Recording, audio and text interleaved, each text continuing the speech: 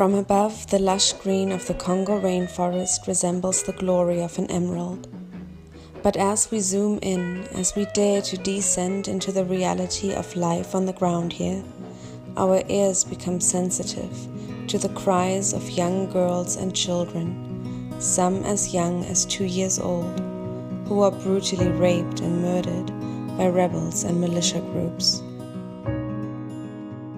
The fertile soil of the forest is saturated with the blood and bones of thousands of innocent villagers.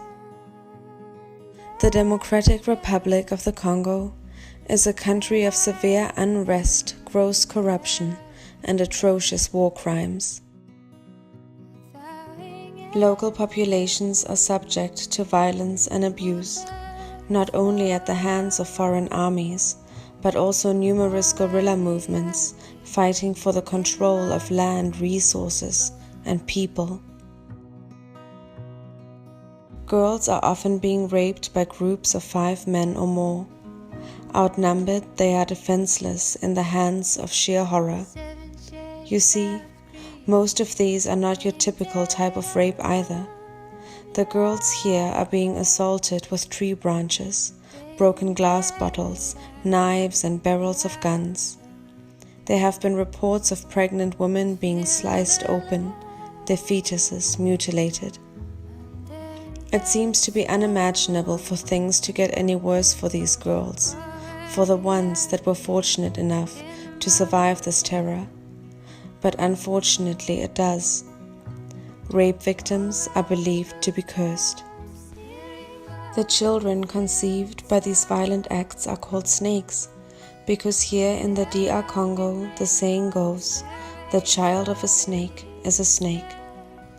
And so on the threshold of a single moment, these girls, once loved and valued by their communities and families, are rejected and shunned by everyone they know. The survivors are forced to flee to nearby cities, uprooted and cut off from all they ever knew. Mutilated, hungry, and often pregnant, they are left with very few options, often the only one being to roam the city like a street dog, unloved, begging for food, fighting for survival, and hoping that someone will have pity on them.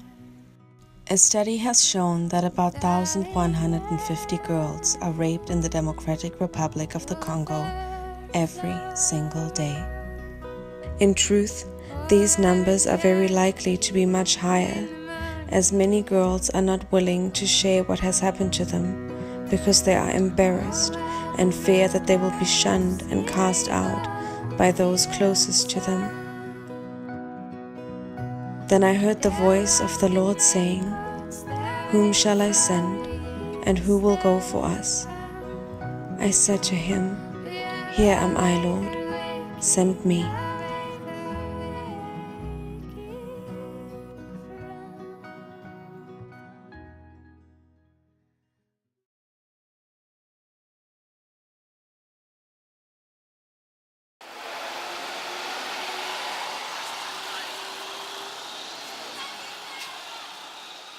The Lord said, you're going to take what the enemy has done and turn it around. I am going to turn it around through you and other people I send to you to work with you to restore their lives, to restore the hope and lives of the women and children that have been shattered by sexual violence. I was at a women's meeting group. They were speaking about some of the things that were taking place here in the DRC and Bukavu. Survivors of severe sexual violence that was taking place, they get shunned from their family and their villages, they kick them out, so they're out on the street. So not only are they torn up inside, they need medical attention, most of them are pregnant, so they're just walking around with nowhere to go. So the whole time I'm sitting there at this meeting, I'm like, God, where do they go? Like, where do they go? We can fix them all day long, but where do they go? And that was when God showed me a building. And at the time, I didn't know what that meant. So as I continued to ask, what is it? What is it that you want me to do? The vision is to provide a transition home for the girls. We are actually standing on the 3rd floor of a facility, a proposed facility that we, on our heart, would like to purchase. Last year we traveled here, we visited 3 different facilities. This facility actually is the largest facility. It is 14,700 square feet. It is 3 stories tall. It also includes property where we can actually expand out and include a small school in the future. We want to teach them skill trades, so basket making, soap making, and embroidery as well. So the women can learn, they can go out onto the main road, which is one of the only smooth roads here in Bukavu. These are the 3 separate spaces in front of the building where retail will be handled. We'll have an area for the basket weaving, we'll have an area for the embroidery, and we'll have an area for the soaps. The product can be sold here on the sidewalk, and that's how market's done in the Congo. This is a very busy road, so that's very good for the girls for business. So they just come out, they sell their product, and then they just walk right back in, each separate facility. So it's a very safe and convenient location for them. Some of the schools here reject the children that are born from a rape.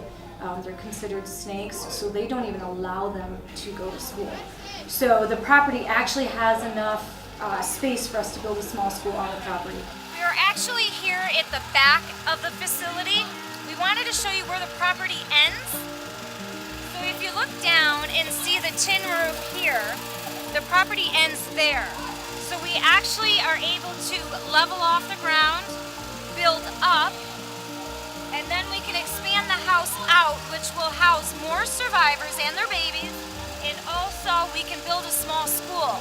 So everything will be located in one property. It's a central location for everything, so nobody actually has to leave until they're well equipped to transition back out. This facility, compared to the other ones, is the closest to Selpa Hospital.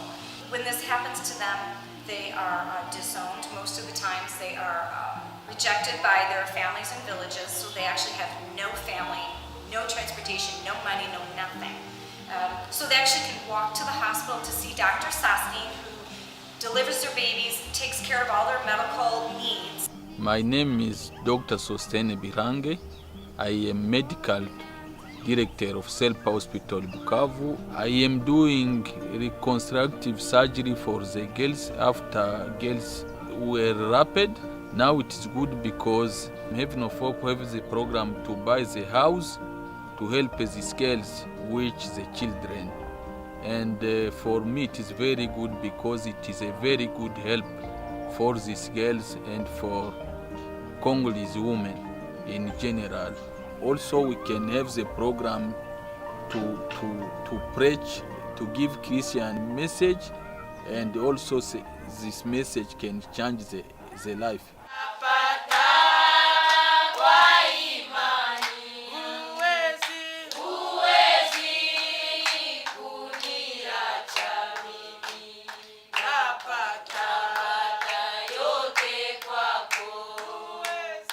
God put a vision in my heart to want to restore the hope in your lives.